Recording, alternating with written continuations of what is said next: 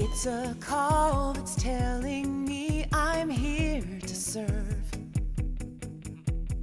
It's a need to make a difference in the world. 24 hours, day or night, these healing hands will make it right. Looking in their eyes, I know that I'm changing lives. Changing lives. Changing lives for the better. For the better. Changing lives.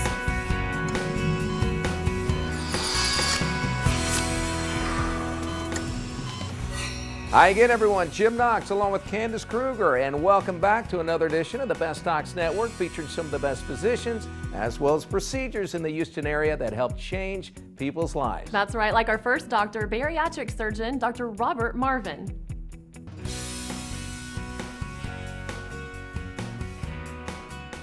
I was extremely overweight. I was tired all the time. I was a mother of 4. I couldn't play with my kids. I just felt horrible. Debra's a younger person. She was morbidly obese, but she was in a lower range for morbidly obese. And she didn't have a lot of other medical problems, and she had her surgery 17 months ago or 18 months ago. I had the gastric sleeve done, and I decided to have the sleeve done because I'm a nurse, and I had researched the lap band and also the gastric bypass, and neither one of those were really an option for me in my lifestyle. So that's what made me decide to go with the sleeve. Since then, she's lost all of her extra body weight. She's actually in the normal range right now. I think her body mass index is 23. The risk of the other medical problems emerging that can lead to catastrophic events down the line is lessened quite a bit. So she's in a much safer range. The recovery period, the first couple of days, of course, are the most difficult. You know, you kind of ask yourself, did I do the right thing, and what did I put myself through? But I think after about 3 days, I really felt good. And then the first week, I had lost 10, 15 pounds. My face looked different already. And so I got really excited. I knew that I had made the right choice, and I just kept going with it. And every time I came back, it was 20, 30, 40 pounds gone. And so by the time a year came, I had lost 80 pounds, 80 plus. She can exercise much easier. She's consistently exercising. She sleeps better, and there's a whole bunch of quality of life issues that have gotten better. I think you should be more afraid of the long-term difficulties and problems that you'll have, more so than being afraid of the surgery. The health effects that being overweight has on you, it's just tremendous. It's a tremendous strain on you, your family. Whereas with the surgery, you do it, and within a week, you're already losing weight, you're feeling better, you're recovered from your surgery, and there's nothing to lose by doing this procedure except for weight. And you gain your life back in return, so it's absolutely amazing.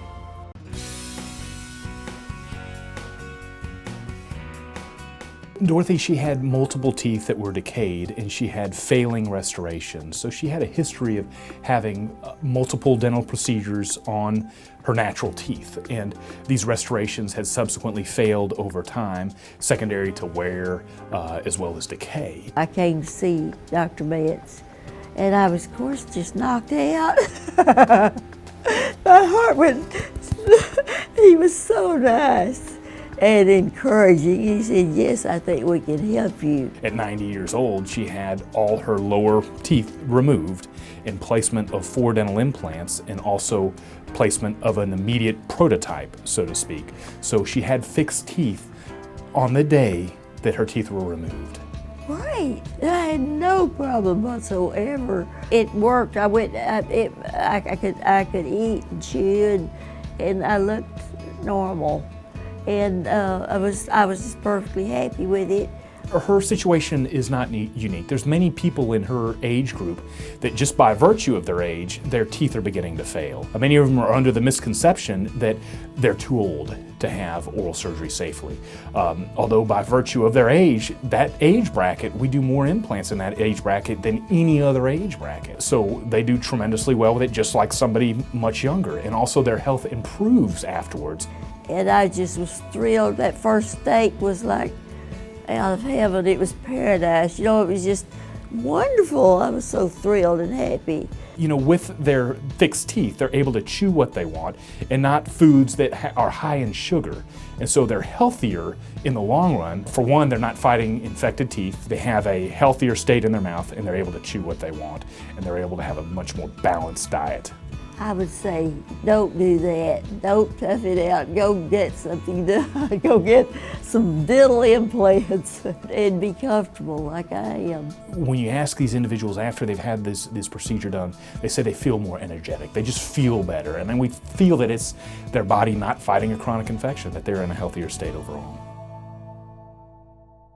Kimberly, who loves to travel due to her job, could hardly walk due to severe foot pain until she met Dr. Gabriel Maislos. To find out more about Kimberly's story and other life-changing stories, log on to bestdocsnetwork.com.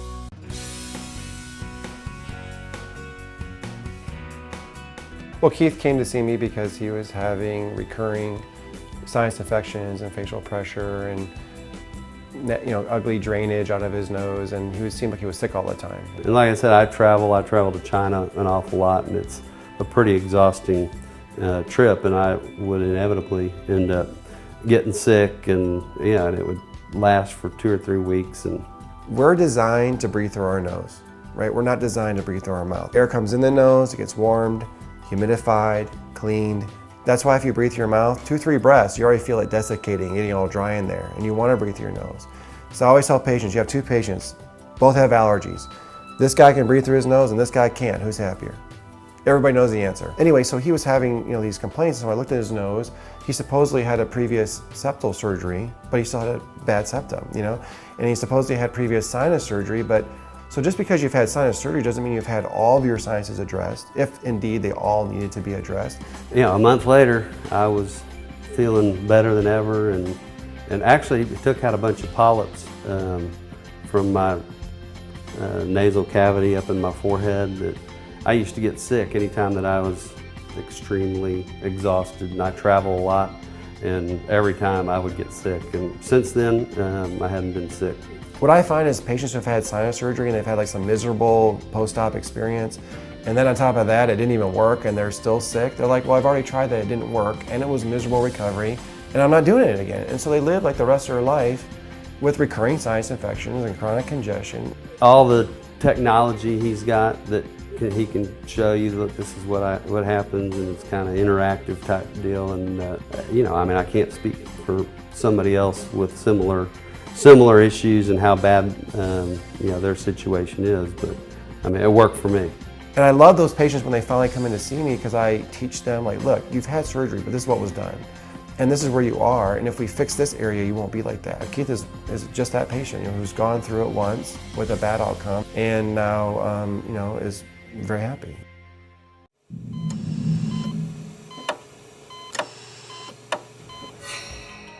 We have an epidemic of diabetes going on in America at this time.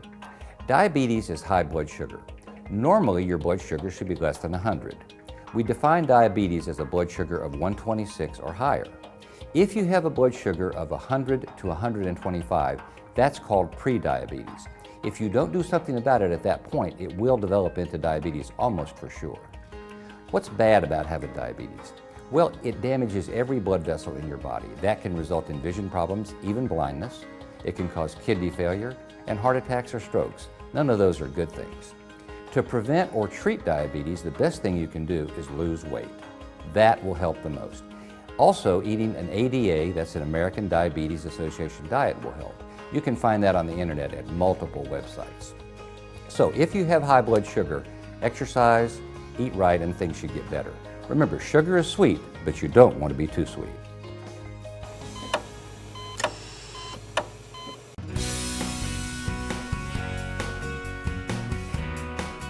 Tamika had a hemangioma also, and this was affecting the soft tissue of her jaw, but also the jaw itself, the bone itself that was involved would actually cause an arrest of growth of the bone.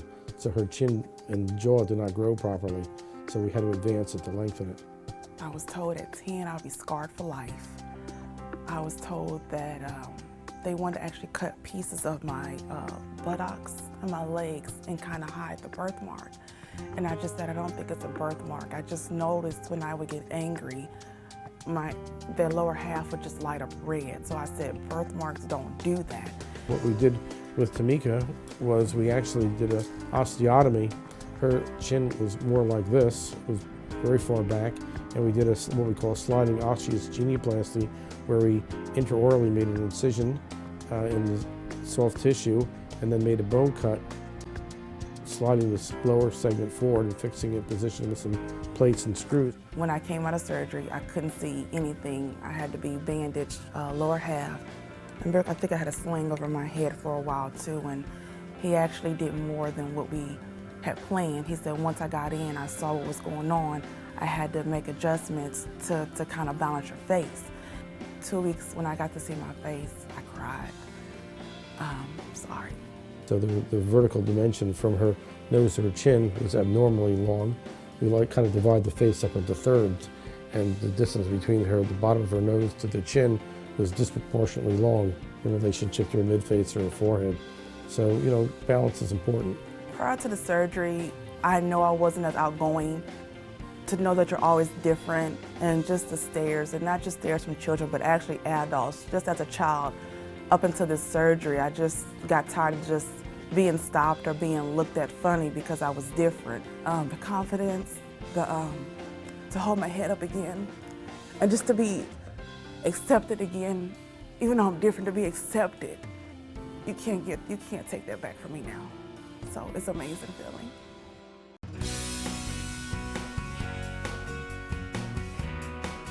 Many presented in my office complaining of a painful bunion deformity. A bunion deformity is that deviation of the great toe where you see that bump on the side or bump on the top.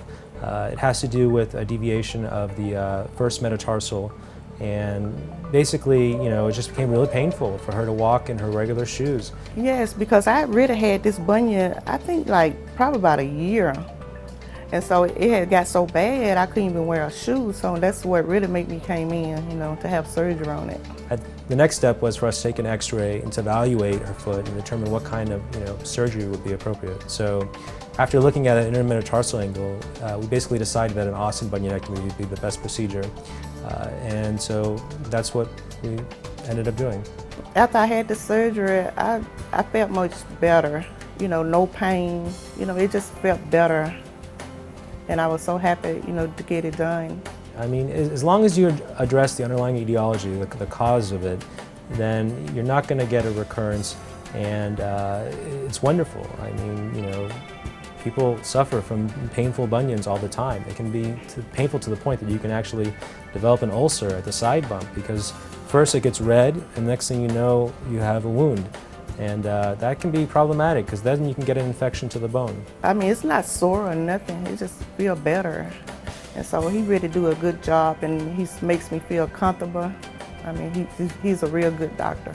Bunion surgery has a bad knock to it. A lot of people are concerned that they've heard from their neighbor, or they know someone at work who's had the surgery and it's extremely painful. I have some patients that have zero pain from the bunion surgery, but I can keep the area numb for 3 days with a pain pump, which is a device that just gives continuous drip of local anesthetic and keeps it nice and numb. Because really, inflammation is the first part of wound healing, and that's in the first 72 hours, so the first 3 days. It's a great relief for patients. Really, 2 weeks of just not putting weight on it, and we've really come a long way with our surgeries. For more information on any of the doctors you've seen on today's show, just go to our website, bestdocsnetwork.com. Now it is time to head to our next doctor, hair restoration specialist, Dr. Rashid M. Rashid.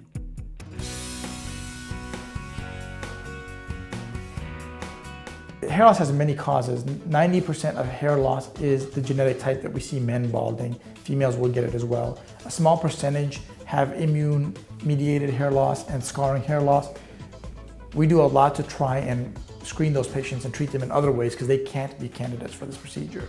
Well, FUE is the extraction of a follicle unit one by one. It involves careful aiming of the device at the unit and extracting it one by one.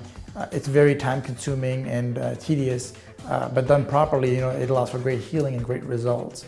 Again, the other method is a giant scar, ear to ear incision, very, very bloody and fast. It's fast and easy, but it's just a horrible thing for the patient to go through. Versus this method is much more delicate, intricate, and overall the results are great. If you're talking about FUE and it's something you're interested in doing, you need to have at least a good amount of area in the back of your scalp to donate. It's the same criteria as the strip surgery criteria. The important things are things you shouldn't have or should try, or if you're considering, you don't want to be a patient with a lot of medical conditions. You can't really be on a blood thinner, you can't be a diabetic, you can't really have thyroid disease. Now, that's not to say that if you have these, you can't do the procedure. There are people who have these conditions and do the procedure, but your odds of success are much lower. In general, you want it to be an overall healthy person who undergoes this procedure. It is elective, it is cosmetic. The recovery time for this procedure is dramatic compared to the other procedure. The other procedure, you'd have this giant stitch that was painful and would stay in for 2 weeks.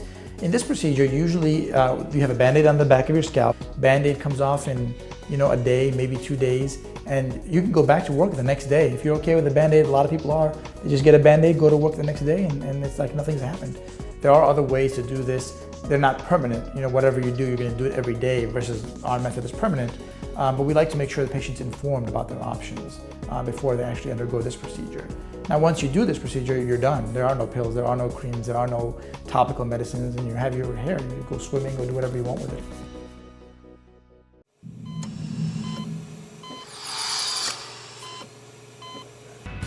12-year-old Kyle loves to play baseball, but it was hard to do due to allergies. That is until he met Dr. Lynn Dickens. To find out more about Kyle's story and other life-changing stories, log on to bestdocsnetwork.com.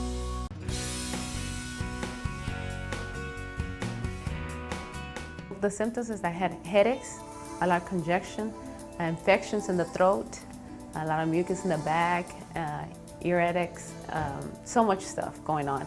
Janice Martinez is a patient who came to my office complaining of nasal obstruction, facial pressure, constant headache. She has been treated under multiple medication, including antibiotics, antihistamine, nasal spray, without really, without any good success. I went on, but then I started getting infections, and I was on antibiotics for 4 months in a row. They kept giving me, so I was like, this is not good.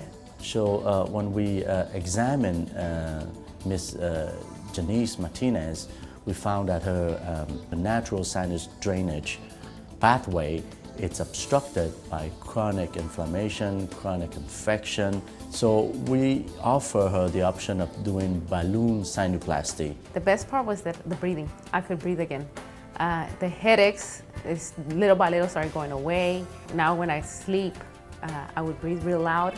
My husband will always say that, and I don't do that no more.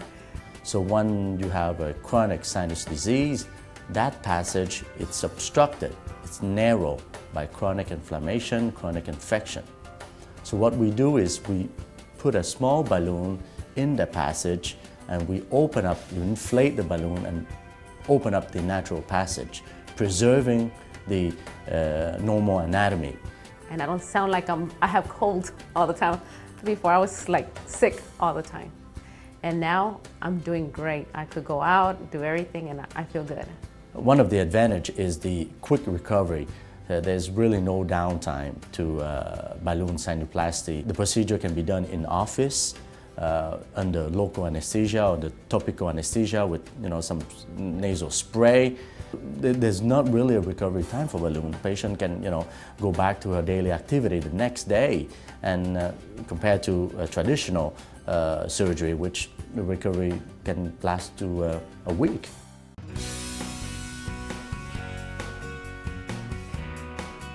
When you talk about Ceci, she's talking about issues that pretty much any lady who has had several children will talk about, that they just feel that their stomach never quite went back to the way it was before.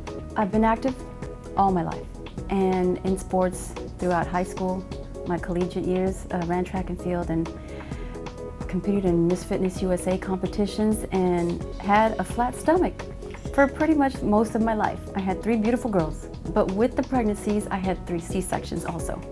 And so having the flat stomach before and not able to achieve that afterward was kind of like, a punch in the stomach, so to speak. And I wanted to do something about it. And you can do all the exercise in the world, you can diet all you want, and you will still find ladies that still say, I just bulge a little bit more than I remember. And why do they?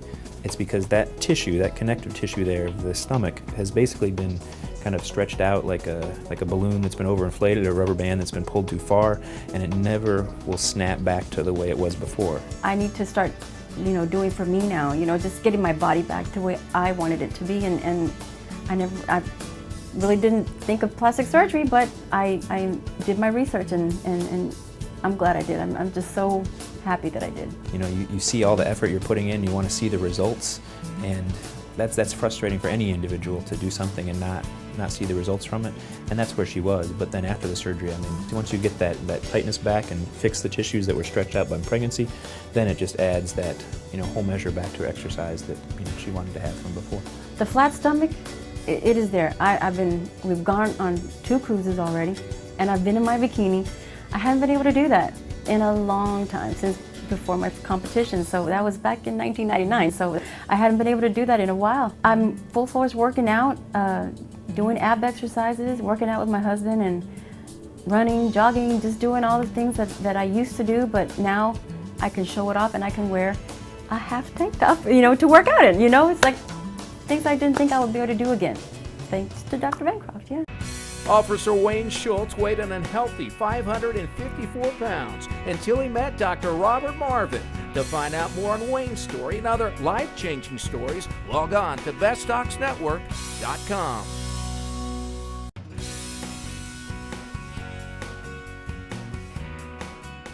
I saw the potential in 3D, really taking digital to where we needed it to be, and it really has become what I would call a revolution.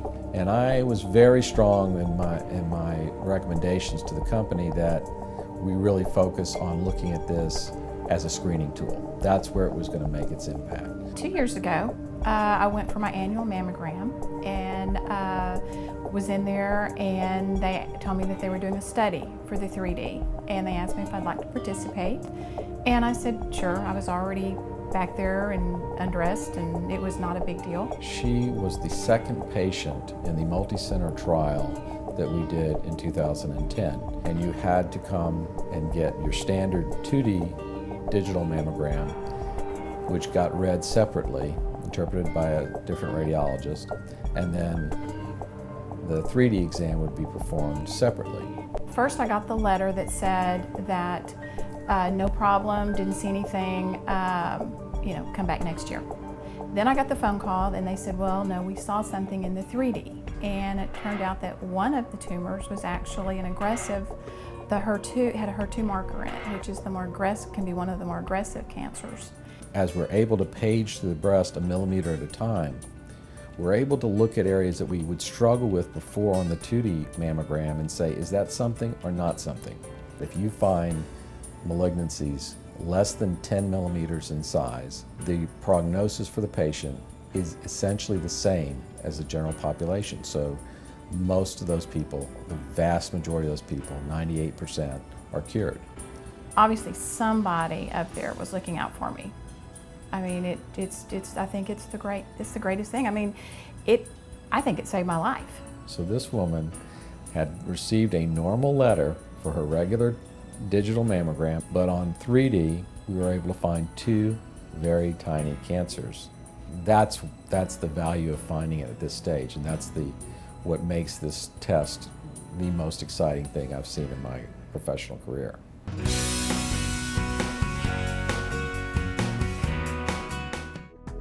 I was pretty sick, and I'm usually a very healthy person as far as just normal activity level. And I had experienced a lot of shortness of breath, and I ended up being quite sick, but I didn't know it. And my primary care physician did some blood testing, and she found out that I had some allergy antibodies. So she referred me to Dr. Dickens. So what we found out when we did additional blood work was that she did have a virus and several other problems, including a vitamin D deficiency, which is very common in allergic people. And we wanted to get her healthy from that before we moved on. Of the 64 things that they tested, I probably showed up around 40. I had trees, mold, dog, cat, grasses. I was just amazed that so many things, because I love being outdoors. It's really quality of life. I expect to be able to get out and be active. But one of the things we do as allergists, even first and foremost, is we're immunologists. And an allergy is an abnormal immune response. So we look at the whole patient and we try to make sure that we're not ignoring something, be it a chronic sinus infection or a chronic virus or something of that sort. Since I've been treated, I think this is the first spring I haven't had a sinus infection. And I didn't realize why I was getting sinus infections, but I'm pretty sure it was the allergies. In this part of the world, in Houston, we have just about everything. We have a lot of different allergies, and mold is a major problem. Probably not everybody needs to be skin tested, but certainly if they're having symptoms that are making them have a decreased quality of life, they're congested, they're feeling bad all the time, and they're attributing it to either their chest or their nose, definitely they should be screened. I want to stay on my routine. It's working. I don't want to drop off of my singular or just take it for granted, because I am my health has improved a lot, and I notice other people are struggling, and I'm just so glad I got in here before the spring allergies really hit. I appreciate their professionalism and helping me get my health back.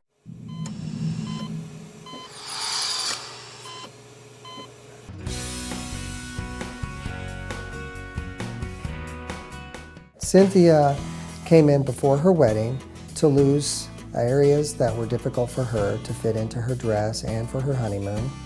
She knew that the cool sculpting was something that she could have permanent loss, that was noticeable, and that was non-invasive. My procedure was right before, 3 months before my wedding. And I really had been working out hard, trying to get in that wedding dress and look perfect. So I needed little areas around my back. My little back fat would not go away. And so I asked that that be taken care of. Most patients will have a noticeable permanent loss of fat. It reduces the fat by freezing the fat cells, crystallizing them.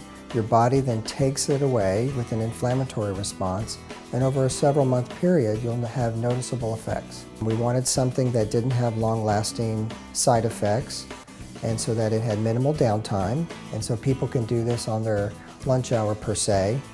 In addition, we wanted something that was cost-effective, and it wouldn't cost as much as a surgery as well. With the cool sculpting, what it helped for me is the fact that it's not painful, it's non-invasive, and it's done. You really see results in 2 to 3 weeks. I am a little impatient, so it was one of those things that I wasn't really willing to wait for, but I would for 3 months. Thing is, I saw results in 2 to 3 weeks and then continue to see results 3 months later. So there's that factor. And the painless thing is very big, so I like that. Definitely it's something that if someone's not looking for a large area for liposuction per se, then this would be perfect for that. It doesn't take the place of liposuction by any means, but it certainly can work with it in addition to after treatment or those patients that just don't want surgery. Wendy was able to do it and it was amazing. Just for my second fit, or my second to last fitting, there was a huge difference. They were able to actually take it in around my, my bust line. So it really was, significant. So it was really cool.